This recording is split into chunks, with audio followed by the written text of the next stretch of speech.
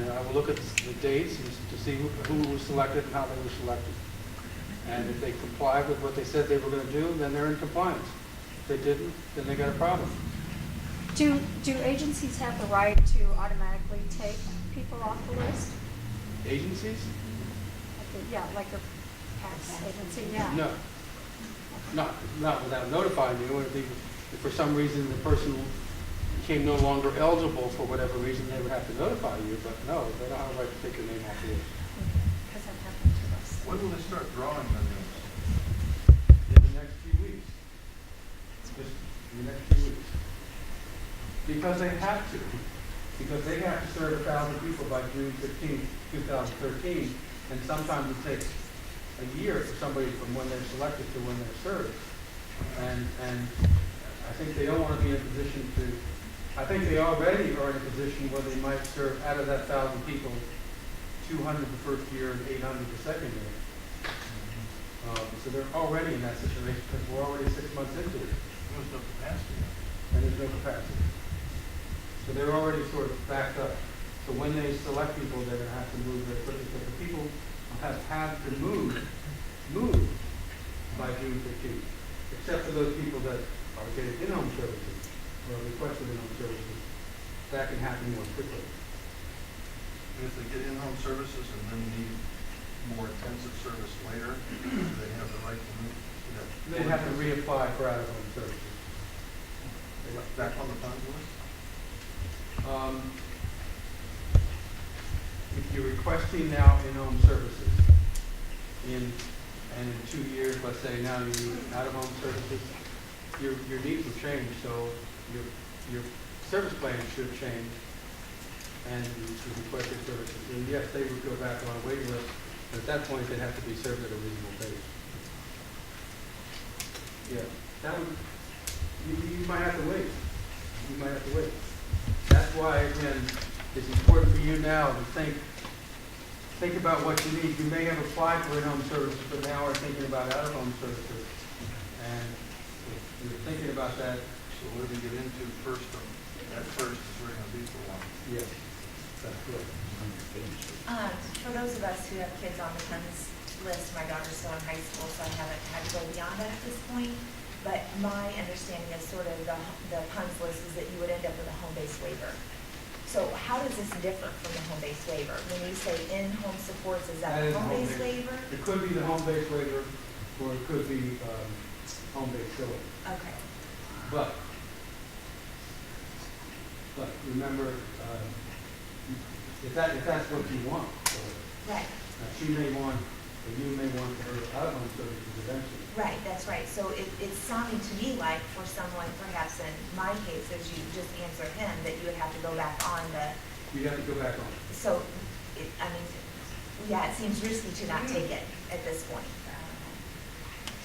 Well, it depends on how much time you think might elapse between when she needs it and when she's asking for it. In other words, if you get in-home services and you think eventually she's going to have home services, get her on the list. Eventually she's going to have to get it Right. at a reasonable pace, but yes, it's going to take a long time. Tony, you said that the reasonable pace had to be negotiated down the road. What do most states consider reasonable pace? I think I mentioned it's usually 90 days to 6 months in that time period. I haven't seen any, it's not just states, it's judges that have determined that.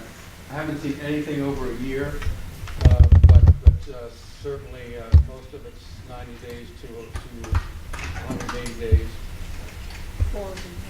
for reasonable pace. But that's not until year 6. So if Now they have these very strict time frames. Again, if you're selected in the next 6 months, they have to get these services, get them started by June 15, 2013. You'll know you're in the first group, you're in the first 1,000.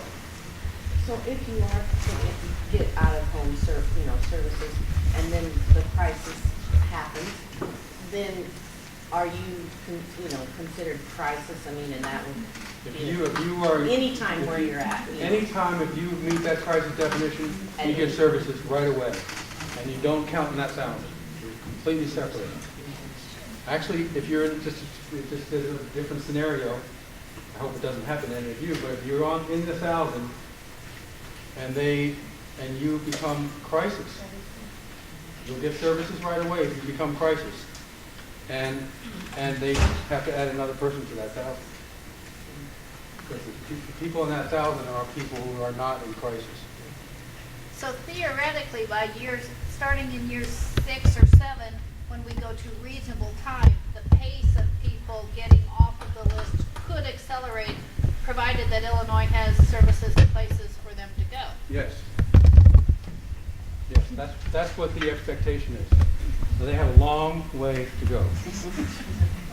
I said theoretically. Yes. But I think theoretically, but in reality, whatever happens, you're going to see a pretty significant change in the services system over the next few years. And there's going to be a lot of pain. There's going to be a lot of new regulations. There may be some new providers that come in.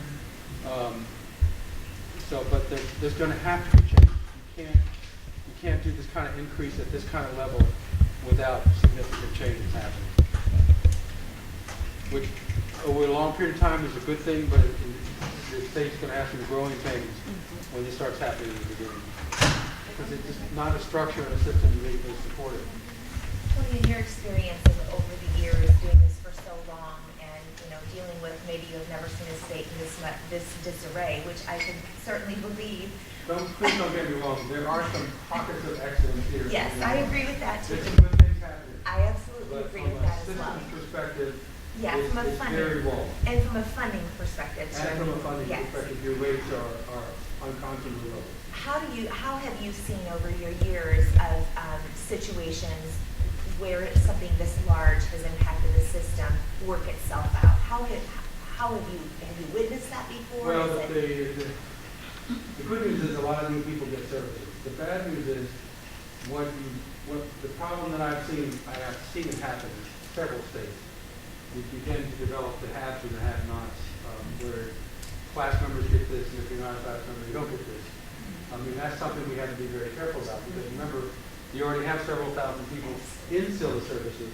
You're going to see people that are an 8-person group home, and they're going to see somebody developing a 4-person group home, and they're going to say, I want that. And they don't have any right to that because they're not only the class members, but they're already in community services. So there are some inequities that occur when these things happen, because the state has to focus on class members. The state is also now focusing on 2 state-operated developmental centers that have to close down, the next 2 years or something like that. So, and that's a huge order. To do both of those things at the same time, so the people that are currently in SILA services, I don't want to say they suffer, but they may see some inequities that may develop because of the case. It's just the nature of the beast, and there's not much you can do about that. Tony, is that also true for people who are in day programming only and would like to live in their own home and receive in-home support? If they're a day program only, and they're on the waiting list for residential, whether it's in-home or out-of-home, then they're class members. That's not a problem. Okay. But if they're in a SILA, they're not in class members. Okay. Probably have time for about 2 more questions.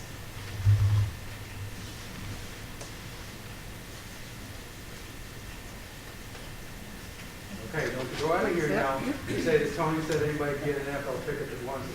Can I ask you a quick question? We had to place our son due to he's got cerebral palsy and a brain injury. He was very abusive. He was physically hurting us, hurting himself. Yeah. So we unfortunately had to place him out of state because there was no facility in Illinois that could appropriately meet his needs. He's going to be turning 18 next year.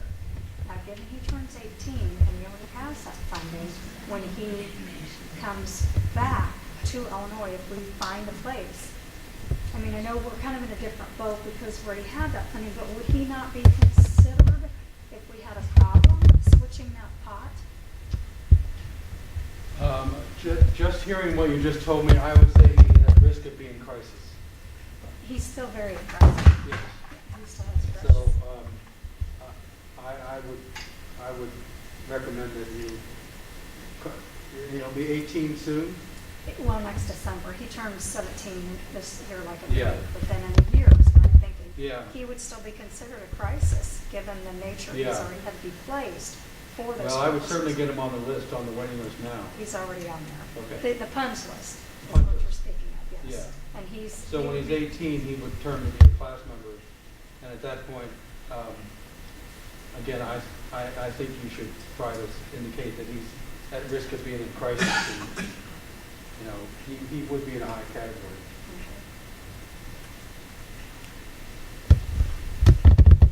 But I'll, One other thing I want to mention, you can call me anytime, but don't call me and say, Tony, I want you to help my son get higher on the list, because I can't do that.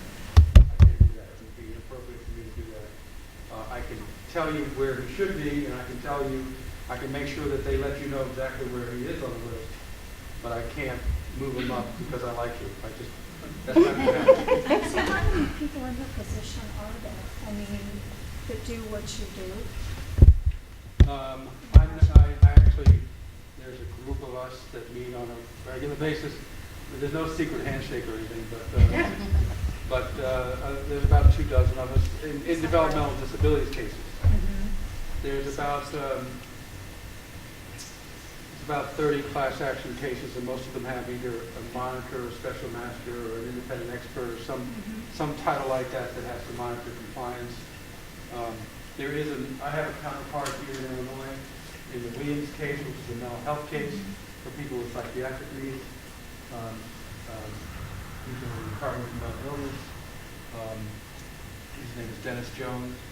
And so there are, like I said, a few dozen in who do this specifically for people with developmental disabilities.